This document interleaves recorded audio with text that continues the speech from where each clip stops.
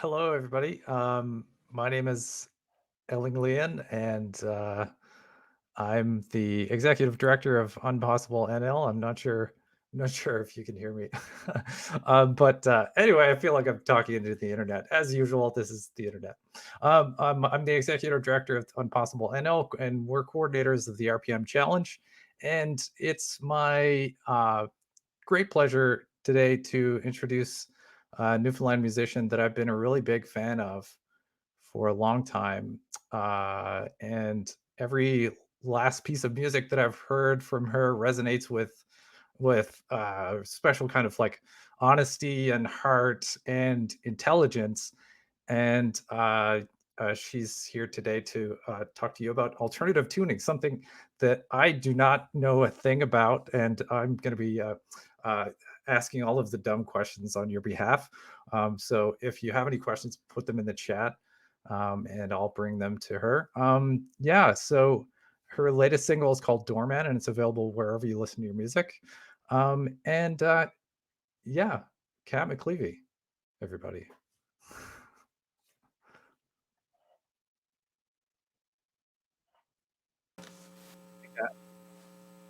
How's it going? Oh, good. Now I can finally hear something that doesn't seem like I'm just talking into a box. Yeah, I feel that. How are you doing? I'm good. Can you say something? I don't know if I can hear you okay. Me. Can you hear me? It's a little wonky, but I think I can hear you. Okay. Oh, that's Well, much better. That's much better. okay. There we are. Okay. Here we go. Just a little bit more elling in the monitors. Yeah. Um, yeah. Thanks for doing this today. This is really cool. I don't think we've ever really talked I've never really interviewed you so per se. So Yeah. this is kind of fun. We've talked a lot behind the scenes, but we've never really interviewed each other. I've never really interviewed you, and I've always been a big fan. So I have lots of great questions. I think. Yeah, that means a lot. Thank you so much. I do. When I first started playing, I think you were one of the first people that I ever got feedback on any of my songs, really. So, um, yeah, it's really special for me to be here and talking to you today. Thank you. Oh, thank you. The well, the thing I said about your music resonating with honesty and heart and intelligence, it includes the weird last minute improvised keyboard jam called Stinge Oh on my your goodness. 2012 RPM Challenge album that I just re-listened to just a few moments ago. No one else has access to this anywhere on the planet. Um, but it just yeah, every track on that album.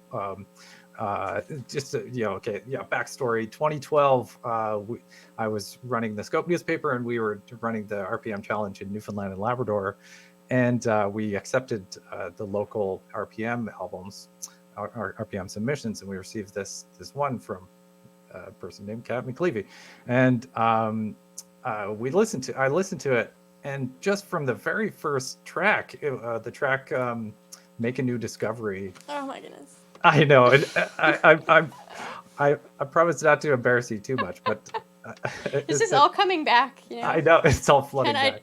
I'd buried it, but it's coming back. But we were just blown away, and I wanted to be a big advocate for you and your music, and yeah, so I wanted to let people know about it, and yeah, I'm really happy that you pursued music. You went on to study music. I did, yeah. I went to Berklee College of Music in Boston from 2015 to 2019. And yeah, I mean, as much as anybody can pursue something professionally freelance during COVID, I'm still technically a musician uh, doing some cool stuff like this. So yeah, I live in Toronto now, but I'm really happy to be back in St. John's, and this feels like very familiar territory for me. So I'm very thankful for Folk Art Society and for you and RPM to be chatting. Yeah, and can I just ask the first off, like, how did you get into music in general? Like, was music a Yeah, big part of your life growing up? Because it just feels like it would have been. it definitely was. I'm the youngest of four kids, and everybody, all my siblings older than me, had played instruments. They all play guitar. They were in the school band, so the house was covered in instruments basically. And we had a dog, and the dog would get on the couch, which we didn't want. So all the instrument cases would go on the couch to prevent the dog from going up. So really, my memories and the visions, or the things that I can remember from growing up, are just having like three different types of saxophone cases and violin cases and French horn cases, trumpet cases, guitar cases, bass cases, and just I remember too like curling up and lying in my sister's French horn case. I must have been like 4 or something, and yeah, it was everywhere. And I actually French I horn was case. That's not even that. How big would that be? That would it's be tiny. I mean, it's I that's just remember with your fitting in arms the like. case. Yeah, maybe that. Maybe. Wow, And you're like a cat in a box. literally, yeah. And I was reminded last night, I was having dinner with my aunt and some of my cousins, and they said that when I was really, really little, um, I had my violin, as I had been saying, for my violin. I must have been so young. But I think it started right away. There's pictures of me when I'm very tiny with like plastic instruments and things. But yeah, I went to St. Bon's, and right in kindergarten you start singing in choirs and doing music class, and so all the way through music was a big part of my time there. So yeah. Hmm. Um, what about music do you like? I mean, this is a huge question, but like, Yeah, for you to take this kind of career path, what do you like? Why is music special to you? I think that it's a really good way to connect with people, and it's a really good way to channel personal expression. Um, and it's also a good way to, I don't know, connect with people that you maybe just met or that you don't know. And I don't know, I think it's definitely a very cathartic experience for me, whether I'm playing like as a backup musician or if I'm playing my own stuff. There's, there's nothing quite like it, in my opinion, just feeling like so in it and locked in, and playing music with friends is the best thing in the world. Yeah. Yeah, I don't know, it's really fun. It's and getting to study in Boston Hmm. with people from all over the world, I feel like I got to learn so much about different cultures and histories just from listening to music from all over the world. And it's, yeah, it feels really natural to me. There wasn't a question in my head when I was kind of like, well, of course I'll go to music school. Like, of course I'm going to pursue music. It just made a lot of sense. And yeah, I think it makes me feel really like myself. It makes me feel very grounded. And there's so much to explore. I'm also, I'm a big nerd, and I know that I'm never going to finish learning about music. There's always going to be things to explore, and I think that is that's reassuring. It's like, okay, good. I've picked something that I can keep making progress on for the rest of my life now. Yeah. And what makes you gravitate towards the instruments that you play? Well, like Mm-hmm. you could very well have taken up the French horn. You know what? Let's I say. played. This is funny, but I played French horn for 8 years in school band. Oh, there you go. Wow. But I think probably my siblings had a lot to do with that. They were all playing guitar at the house kind of all the time, and my sister Mary, who's the next up from me in age, I'd spend a lot of time hanging out with her, and we would just play guitar together, or maybe play piano too. But I was really lucky to be exposed to so many different instruments. Like, I started on trumpet when I was in grade 4, and I took piano lessons for a really long time, and I eventually started playing French horn, then eventually started playing bass, and they were all things that my siblings had played. Like none of those. I took violin lessons for a while. They were all things that I had seen and heard, and maybe I guess felt emotionally moved by. But I think, yeah, I was so lucky to be able to explore different instruments and to be afforded the opportunity to take lessons in a few of them and go to a school that had such a solid, great music program, and it just, I feel like it was just a very musically nurturing environment that I was always I always had someone cheer me on, and that really meant a lot too. But I mean, in terms of instruments, I still, I went to school for electric bass, so I play that a lot. But I also, one of the reasons why I love guitar so much is actually related to our topic tonight. In alternate tunings, I just found that, you just put a couple fingers down and these beautiful chords come out. And, sometimes with piano, I would find, like, it just took a lot more trial and error to find, like, it didn't really click for me that much. And bass feels really natural, but guitar, I think, just, it started feeling, I guess I was getting immediate results. And then I just went along with it and kept learning and exploring it. That's great. That's a great segue. I guess, I mean, we're not here to have me interview you, but you're here to explain a few things about alternative tuning. So I'll let you take it away Sure. I'll pop in occasionally with audience questions as things go along. But yeah, definitely. Please feel free to pop in because it is kind of strange talking to the void. Definitely. Definitely. I understand. I'll be back. Great. All right. Thanks, Elling. Okay, so here we go. Thanks to whoever's tuning in here tonight. We're going to talk about alternate tunings. Please, if you have questions, let me know. But I do have a couple things prepared that we can talk about. And also, if I'm going too quickly or not making any sense, let me know, too. It'll get back to me somehow.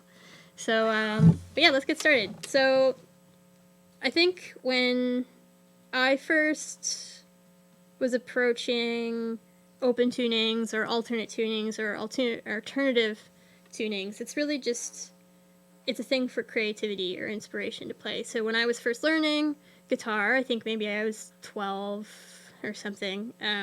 Small hands, small body. It's hard to play bar chords. I mean, nobody likes bar chords anyway, but particularly hard to play them when you're a small child. And so I think, I probably didn't come up with it on my own. One of my siblings had been playing in open tunings, but I quickly kind of learned that when you detuned one or many of the strings into a different pitch than standard tuning, then your hand shapes are going to have to change, and sometimes it's a lot easier than standard tuning. But the other thing is that sometimes you can find these chords or these sounds that wouldn't normally be accessible to you if you were in standard tuning. So, the easiest one that we can start with would be called drop D.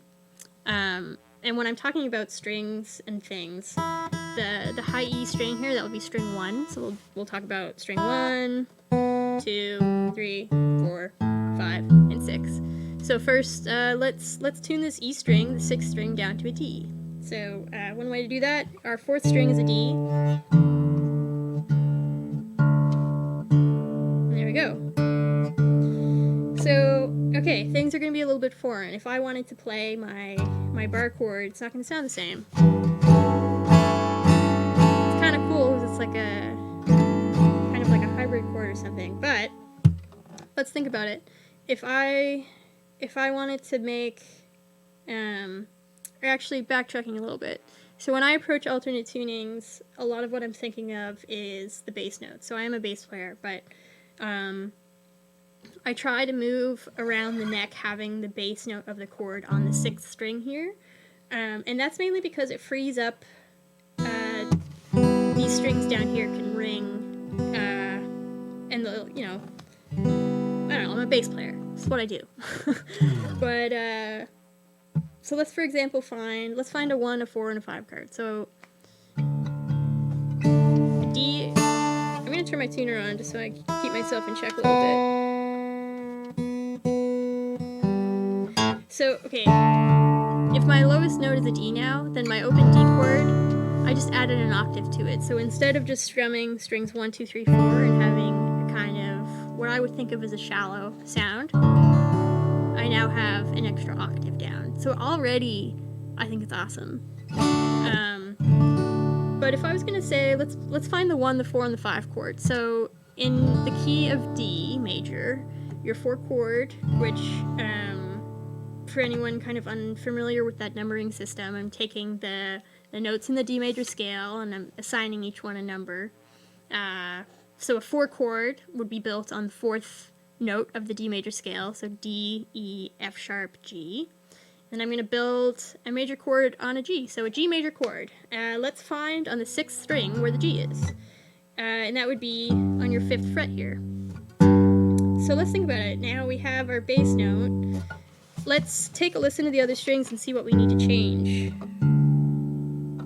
It's a little better. Okay, so I'm going to have to do something with this A string because it's not in the G chord.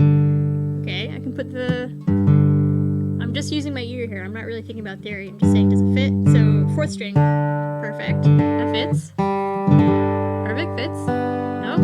Fits.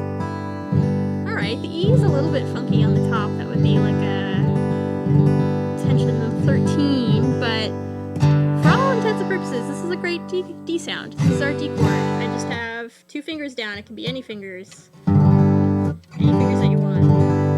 So let's find the 5 chord. The 5 chord, if this is my D, the 5th chord of the 5th note of the scale is going to be A major. So my A is here on the 7th fret of the 6th string.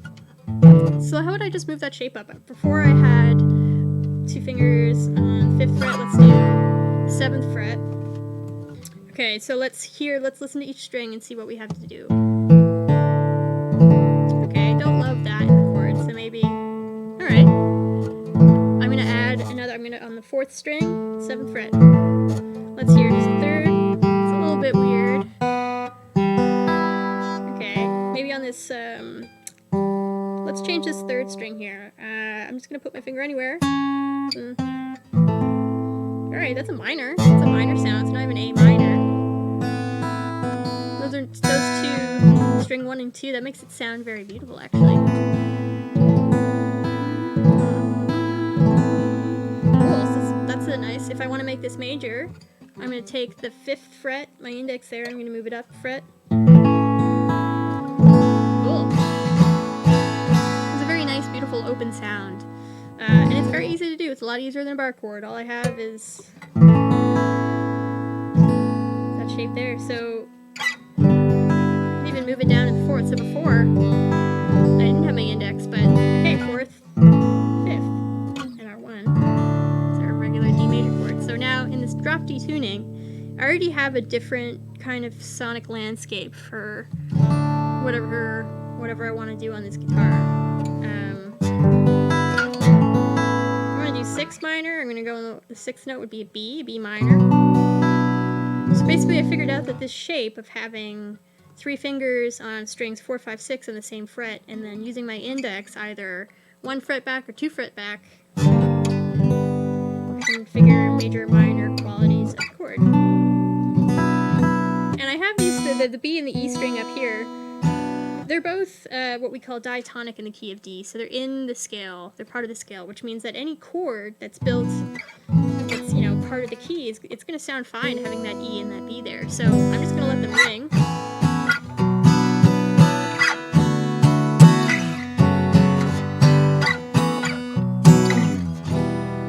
So already for me, I'm not, even though strings 1 to 5 are the same in standard tuning, as soon as I detune just one of the strings, I don't feel like I'm in standard tuning anymore. So I throw out all the technique and everything that I know about standard tuning and just purely use my ears to figure out some nice sounding chords. And that's how I approach all different tunings. But that's the drop D. But let's take it one further. Let's change this this E string, the 1st string. Let's change that to a D.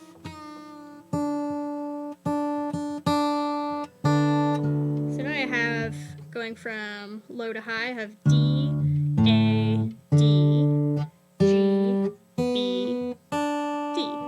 This is what we call double drop D. So instead of having an E as the first and the sixth string, we have a D for both of those.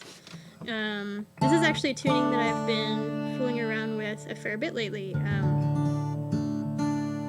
And it just it has a different kind of ring to it. Let's use the same shapes as before and see what we're hearing.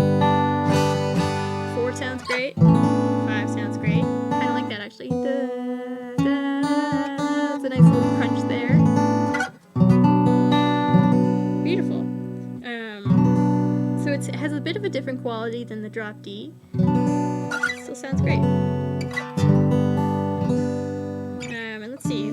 I'll play you a little something, just guitar part of something that I was. Yeah.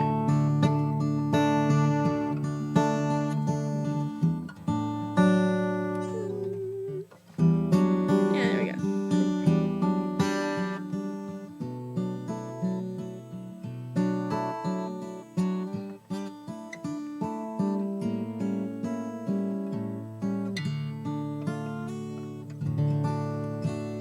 Yeah, there's lots. There's lots that can be done. Basically, when you have a new tuning, my biggest kind of suggestion is just to spend time with it and to throw out everything you know about the guitar and just pretend that you're a newbie. And you have the skills of your ears to sound what's going to sound good, and you have the skills of using your hand-eye coordination to change chord shapes. And it's really it's purely an exploration. Yeah. Elling, there's not been any questions yet, has there? Because I know I just covered a whole bunch of stuff.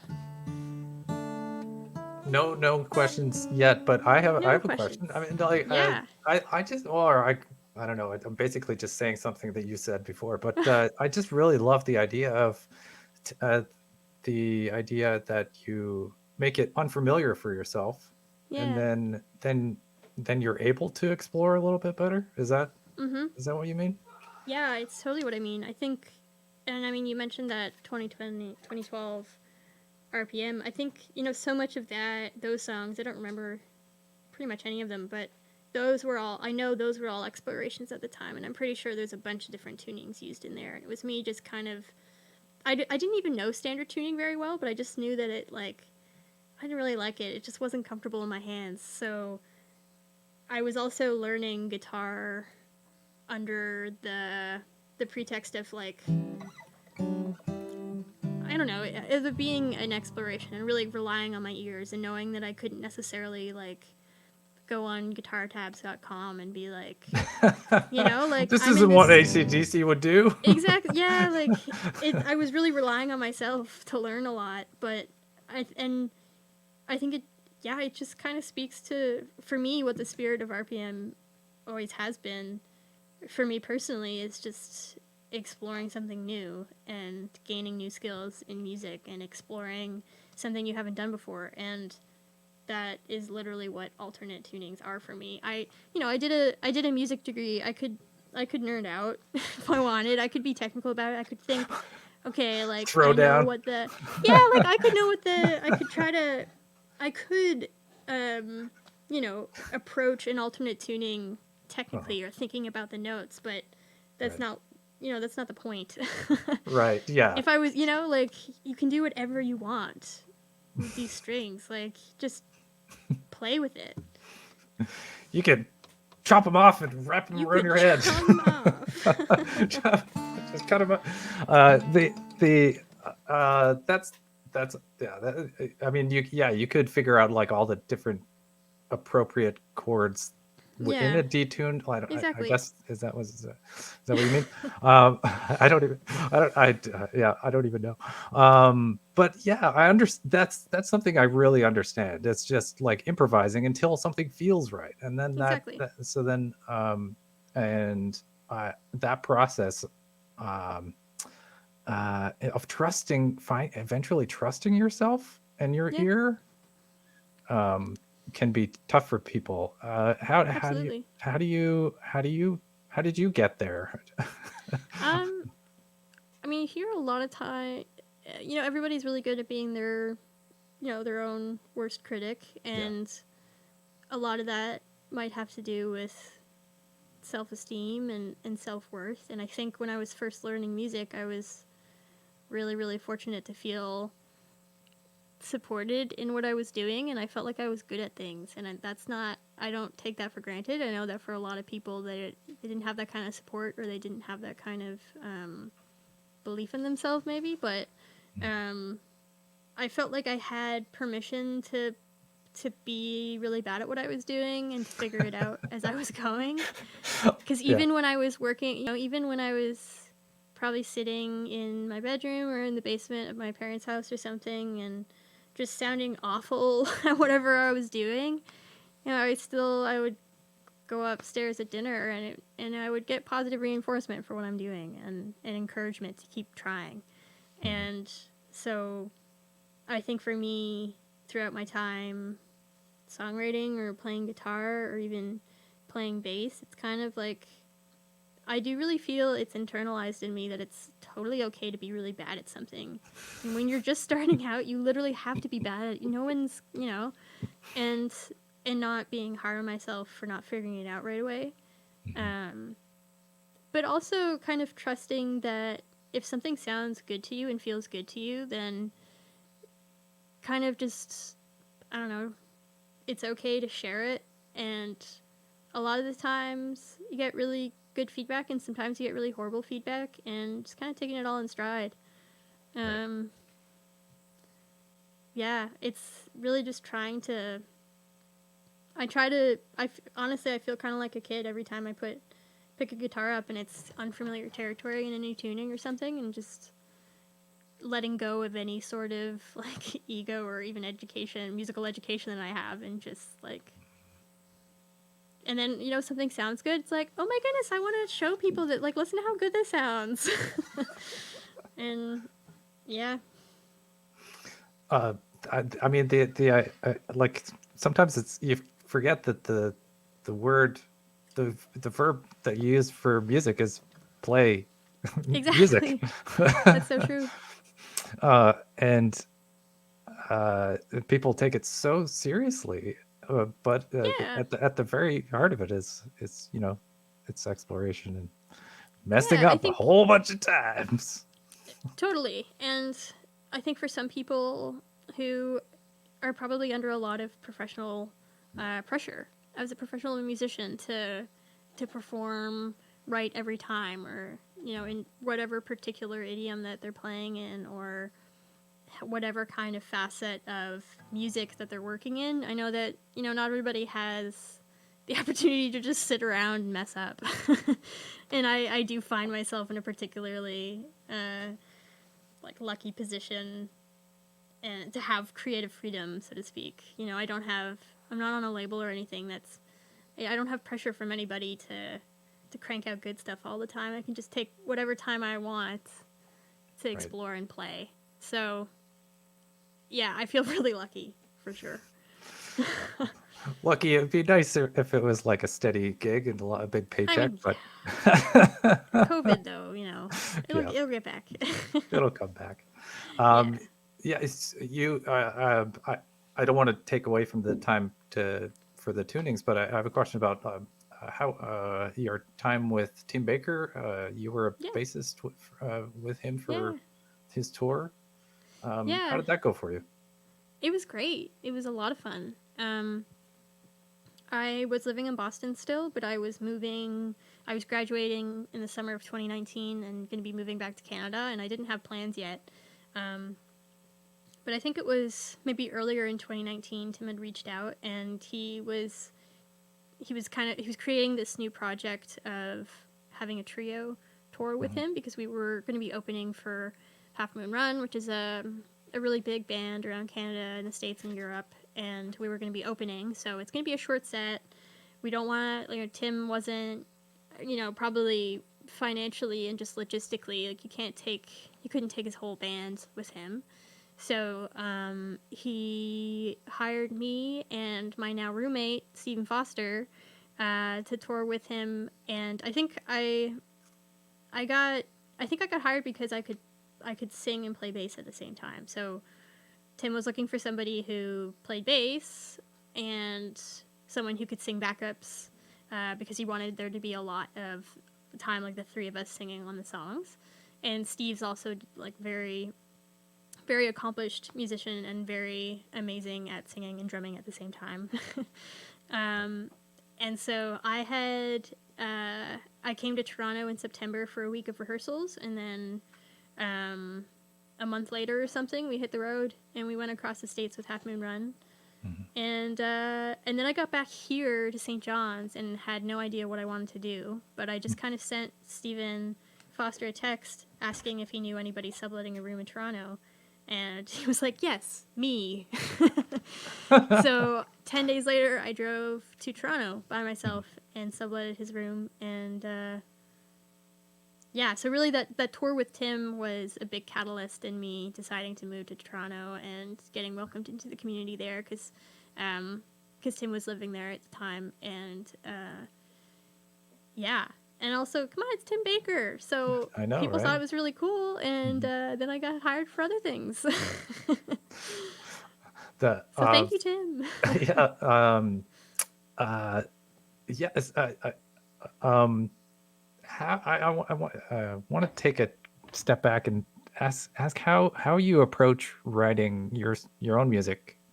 What kind of space do you need to be in order to write a song? It's interesting that you ask that, because I've been kind of grappling myself with that question, because when I was in school, I didn't create time for myself to do that. A lot of it was learning, and you just have such an overload of things that you have to do, and you're really busy. And so I was never able to write songs in Boston, like my own kind of songs. But then when I would travel home for Christmas or for the summer, I would just write a bunch in like a week or something. And it was just something about maybe the familiarity of being home, or once I went in like a cabin in the woods and wrote, a bunch of songs there. Right, the old story about going into the cabin in the so woods. Classic. Got a wood stove. But just kind of, I need space and I need time and I need to not have other things in my mind. Yeah. So that's a really hard thing to achieve for anybody, obviously. But just kind of in the time of COVID and living in Toronto, having everything closed down, not doing any gigs, I obviously did have a lot more time for that, so I did start writing again. And I did realize that, yeah, I need to be thinking about it throughout the day. I need to be writing a lot of things down, just like ideas, lines, feelings, whatever, or playing a lot of guitar and not even singing and just exploring a new tuning, or playing in an old tuning, trying to find new things. But it's way more laborious now than it was when I was 15 doing that RPM. Like, I had a lot to say, and I just, like, it came so fast. And for the first, like, 4 or 5 years of gigging and playing here in St. John's, really, things were really rolling really fast, and writing a lot of songs all the time. And then I went to Boston, and it was kind of shocking to just be like, I can't write any songs. So you were hit with writer's block, I guess. Yeah, and it's funny because I know that there's techniques to get past writer's block. There's you can do morning pages, which is where you wake up and you write whatever for 10 minutes, or doing like object write. Like, there's lots of things that you can do to get yourself out of a writer's block. But I was kind of stubborn about it and was like, no, this is a natural process, I don't want to do that. Which was really silly. But in that, you wanted to stay in that state, or do you just felt like it would pass over time? I wasn't too worried about it, especially just because I was in the States, so I wasn't gigging my solo stuff, and I was, I was in school for other things. But maybe in those kind of, I think I wanted to believe that I didn't need the crutches, so to speak, even though that's really not what they are. I'm trying to get out of that headspace of thinking that using tools is Right. in any way inhibiting the natural process. But Tools and concepts like alternative tunings. I know.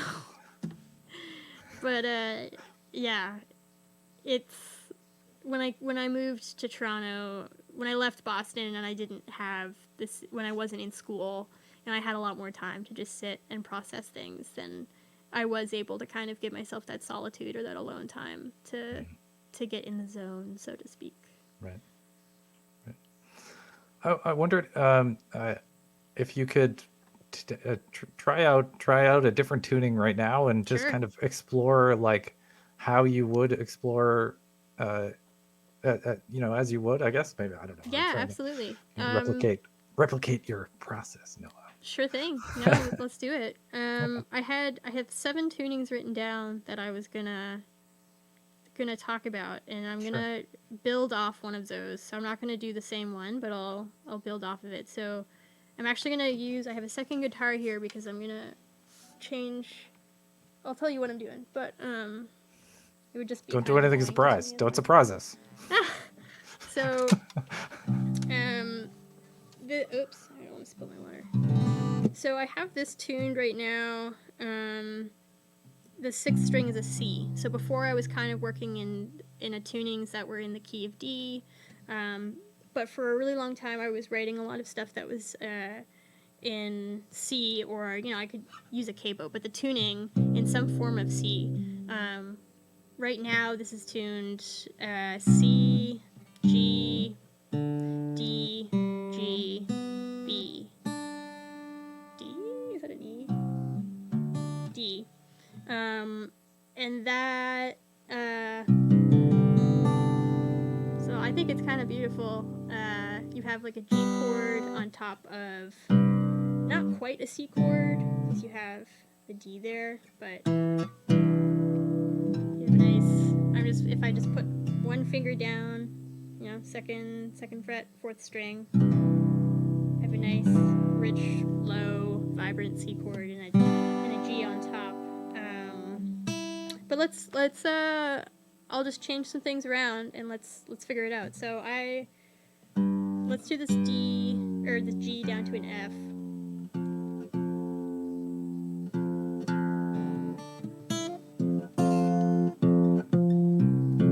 Okay, so that might be a problem, but we'll see. And I'm gonna change this B to an A.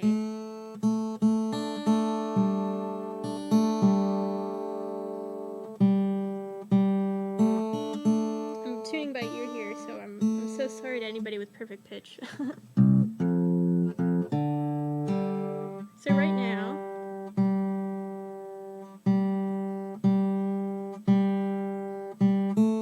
this is I've never worked in this tuning before. This is C, F, D, G, A, D. I don't know if this, let's just figure out what's happening here, because this might be a stupid tuning, but anyway. Okay, so the first thing that I would kind of do is sometimes I would take shapes that I know from other open tunings and see what I have to change to get the chord. So I was talking about this with the D tuning, but let's find the 1, the 4, and the 5 chord with finding the bass notes of the chords on the 6th string here. So if this is a C, my 4 chord is going to be an F major, so I know this is an F.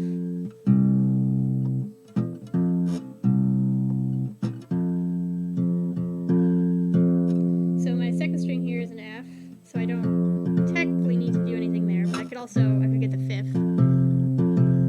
Sure, so I have 6th string 5th fret and 5th string 7th fret. Okay, let's keep something. That's kind of wonky for an F, so let's cool, okay, I can get the 10th, so the 3rd of the chord here, the A. So I have what kind of resembles like a power chord if I was in standard tuning, but it sounds much more beautiful because you have the 3rd. I'm going to keep this note actually. So this is my G. I'm in an F major chord, but a G in an F chord is going to sound great. Beautiful. Okay, this sounds good too. This is the A string that's in the chord. And the D, great. Alright, so I just figured out a chord. I'm just literally the shape of a power chord in standard tuning. Now let's move it around a bit. Great. I like that. That's a nice sound. That's how I have 3rd fret, 6th string, and then the 5th fret of the 4th and 5th string. That's going to be an A flat. Is that right? Let me see. F, G, A flat. Yeah. A flat 3. It's a nice quality to it. So then I can basically, and this is engaging a little bit of my theory mind, but so if I'm in F major, I can have an F. So here's my basic kind of F sound, which again, if I was just playing an F chord in standard tuning, I wouldn't get these really beautiful resonating open strings. That's one really big benefit to an open tuning.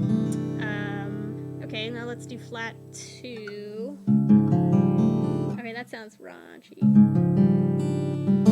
But I could just use a 4th string. Okay, so 2, beautiful. So the 2 major sounds great. If I wanted to do 2 minor, I'm going to change the 4th string to the 3rd fret. Gorgeous. Let's do the flat 3, which we were talking about. Just A flat. I'm going to keep moving my hand up. Sounds gross. Let's keep moving. There we have our 4 chord. I'm literally using the same shape and just shifting it. So here, let's do, this would be like a flat 5 or a sharp 4. Gross. 5 sounds great. I could do 5 minor. Great. Flat 6.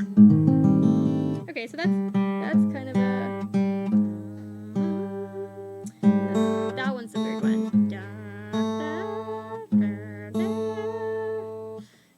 Flat 9 or something. So that's gross.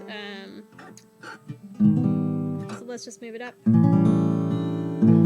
Okay, I like that. It's a nice one.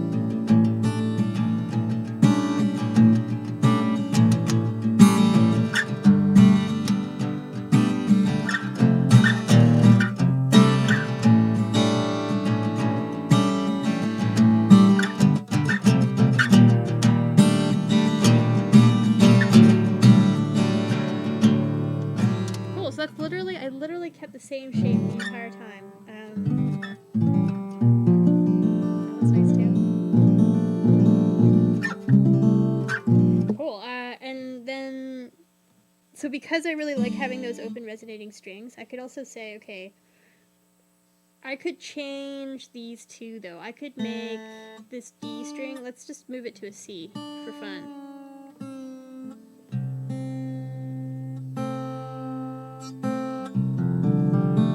So when I do the same shapes, now instead of having that D, I have a C, which is in the key of F, or is a chord tone in the key of F.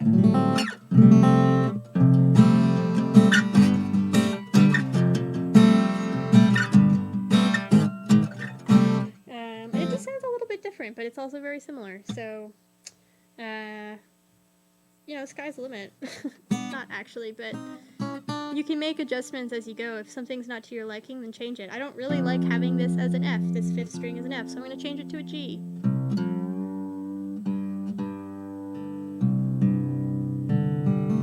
So now I have C, G, D, G, A, C.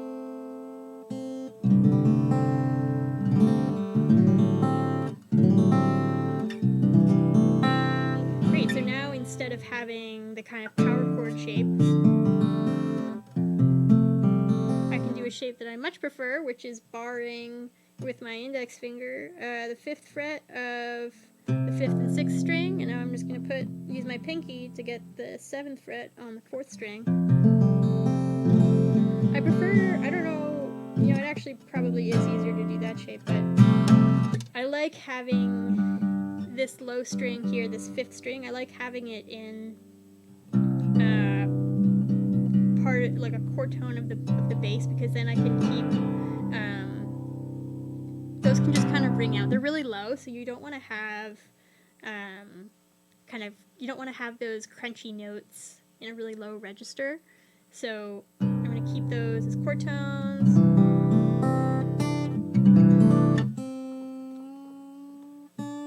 really sorry if I'm confusing anybody. I'm just trying to find something I like.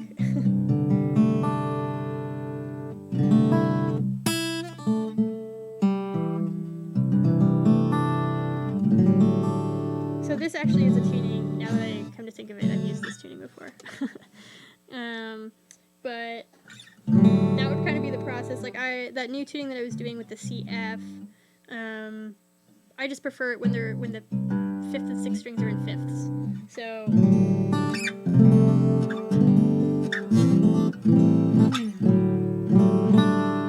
I think I used to write songs in this key. What? Sort of, yeah. So John Clark was just saying, "Tell Me Once." That one was with. So that was C, G, D, G, B, D.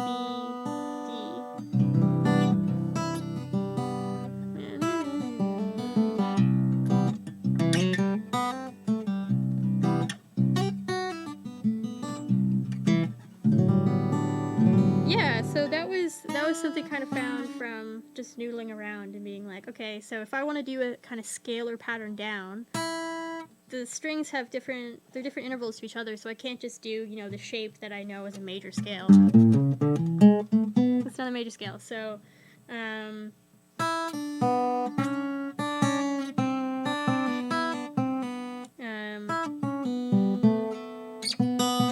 just kind of playing around and finding, what I ended up landing on was like a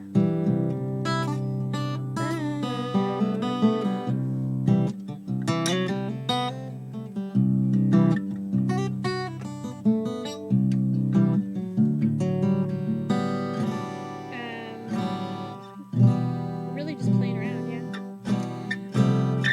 But a lot of the time with my writing, because I I am a bass player and I think a lot I'm really kind of bass heavy when I'm thinking about music, and I like having those kind of ringy, open notes in the top. I'm not really like a riff gal. I'm not really doing riffs. I'm more kind of, I do finger picking stuff, but I'm really kind of focused on having a strong foundation in the bottom of the chord.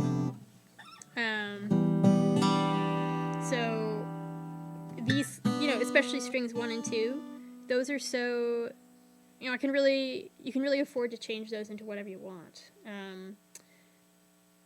This actually, come to think of it, when I wrote "Tell Me Once," I wrote it on electric, and this D string could tune up to an E without snapping, but if I tried to do that right now, it would snap, so I'm not going to.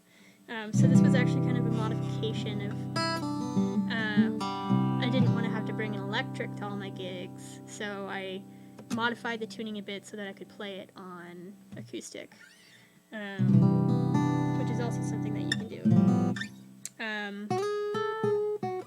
But I think one, in terms of, if I'm really trying to think of how can I, or what tips would I give for folks if they want to explore new tuning, and sometimes it's fun to figure out, a really good way to figure out the higher strings is to figure out melodies or something and play them on those strings, so, or even just a major scale. So I know it's not going to be different, so I need to figure out what the scale is.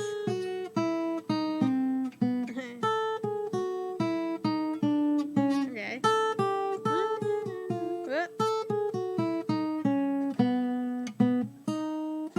No. So it's so strange when you're finding new places for your fingers to go. I keep doing that.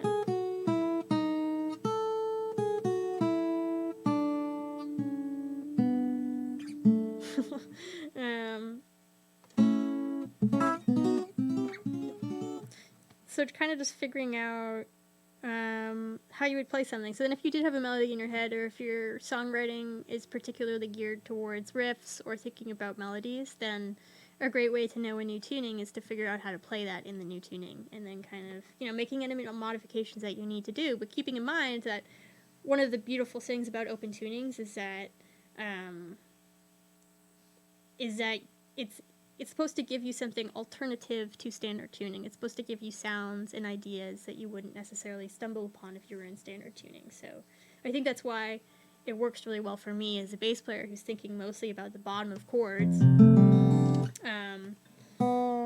That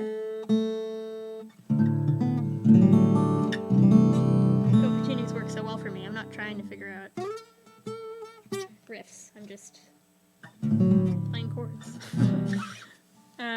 I saw there that we just have a couple minutes left, so gonna keep going though, I think. Or Elling, is there keep going. Keep going. is there I'm any happy. questions? Still no questions? No, Jinbone says this is blowing my mind and my ears are so happy. Oh my goodness. That's wonderful. That's great to hear. And Nicholas Joyner says, sounds great. Great. Awesome. Okay, Gracie, a question just came in from Gracie Reed. So basically, if you know what notes are in a chord, you can figure out what chord shape you need, no matter what the tuning. Exactly. Yeah. Yeah. That's certainly a way you can approach it. Certainly, when I started playing guitar and I didn't know the theory very well, that wasn't what I was focusing on.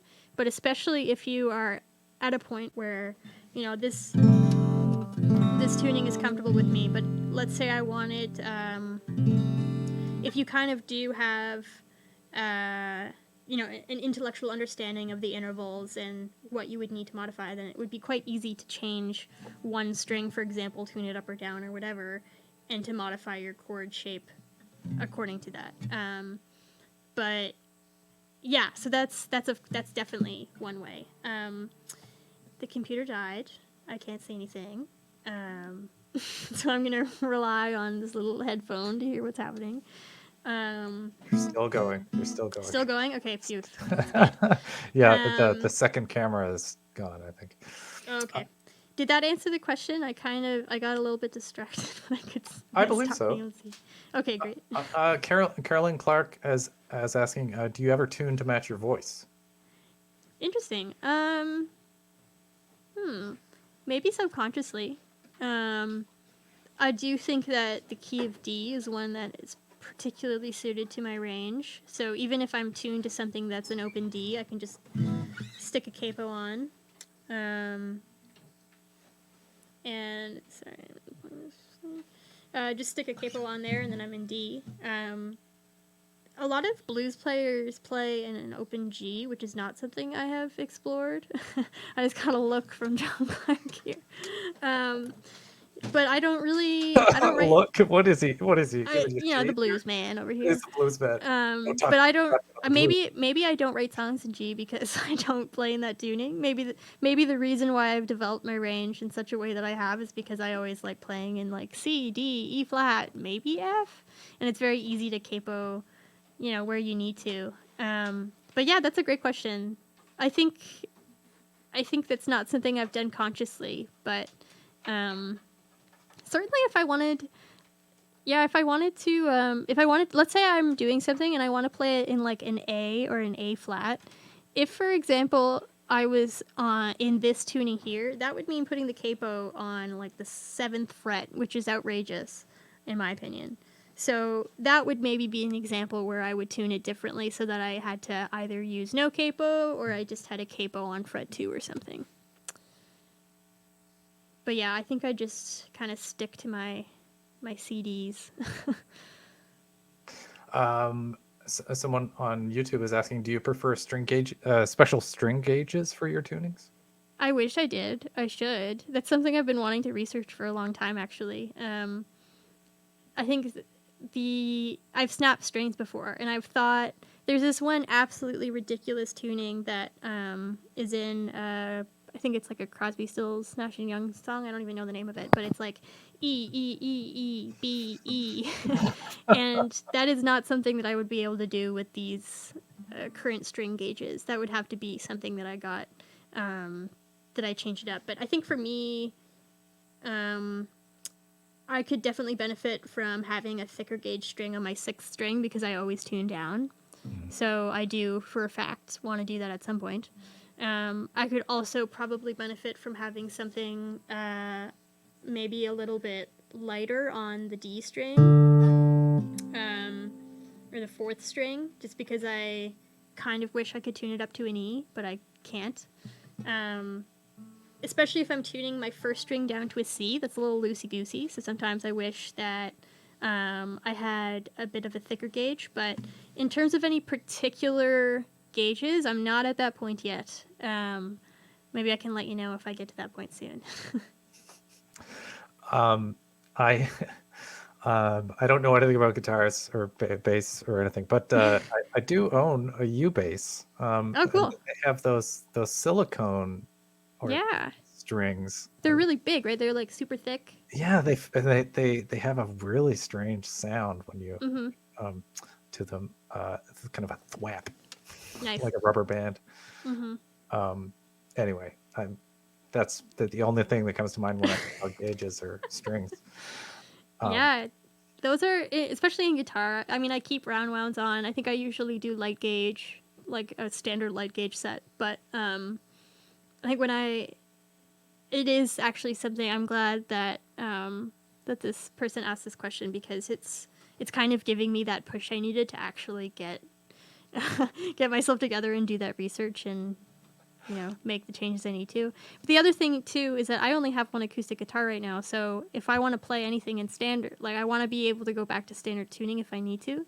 So I'd almost, maybe when I get a second guitar, maybe that's when I'll really jump into some custom gauges and keep it in these kind of lower tunings.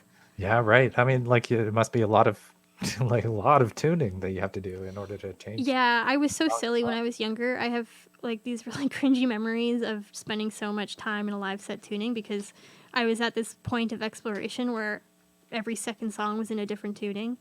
So it's like just and using, just one guitar. And then sometimes you feel silly if you have more than one guitar and you're like 16 years old and you're not really doing anything that's super technical. I just kind of feel silly, but Don't feel yeah. Thank you. But I did kind I of guess I mean, learn. you're older now, I guess. So, Now do I get to have two you guitars on you stage? get to be you get as many guitars as you want. But I think I figured over time, like that just became such an obvious, not great aspect of a live set. So I learned how to adapt a lot of the songs that I had in other tunings into one specific tuning or one that was close to it, so that I didn't have to switch much, which was much, much better. Much better. Gin Bones has another question about recording. When you record, are you a co-producer? Oh, And do cool. you ever produce other artists? That's a great question. When I the last I released 2 singles in April, and those ones were produced by a friend of mine, Abby Lewis. While I was still living in Boston, and that was a very collaborative production process. But I sat back a bit in kind of a co-producer role, and let Abby kind of, we had a shared vision for it that we talked a lot about before, and she would always be checking. I could give feedback as much as I wanted. But that one, I didn't so much co-produce those singles, but when I did Evergrown, Ian Foster was producing, and I also have cringy memories from them, because I remember just like making him edit the smallest, stupidest things that didn't matter at all. And we recorded it in my grandma's house, and I remember like just sitting there for hours, and he was so patient with me, and I'm so grateful. Thank you, Ian, so What little much. like mouth sounds or lip smacks or Yeah, but I was definitely overstepping a role of not being like I definitely co-produced that record, because I was just like so particular, and I really don't like thinking about it, to be honest. Because I really trusted Ian and his process, but I also was so new to the recording experience that I was really afraid of I really didn't know how it was going to translate. And I was in a comfortable space where Ian, it was totally fine that I could say things, but yeah, I made him edit out every single mouth noise and the littlest tone changes and things, and spent hours. And at the end of the day, it really doesn't matter. It probably would have sounded a bit more. I don't know. I'm not gonna play the what if game, but I do like having a relationship with the producer or the engineer where I can give my input. and I have not produced other folks. I think it's something that I would be interested in. I kind of on the side, I learn about recording, home recording, but it's such a huge field that I did kind of decide for these couple years of my life that I want to just keep working on my craft as an instrumentalist and a writer. But I feel like at some point in my career, sometime down the road, I would really like to kind of get, behind a console or to get to work with artists in that capacity and a more production role. Because I do really like being in the studio, and I really like recording, and I find it so thrilling having your ideas come to fruition through trial and error or however it ends up happening. I think it's a really magical process. So yeah, thanks for that question too. It's a great question. We're at an hour here, but did you have anything else that you wanted to show or explore or talk about?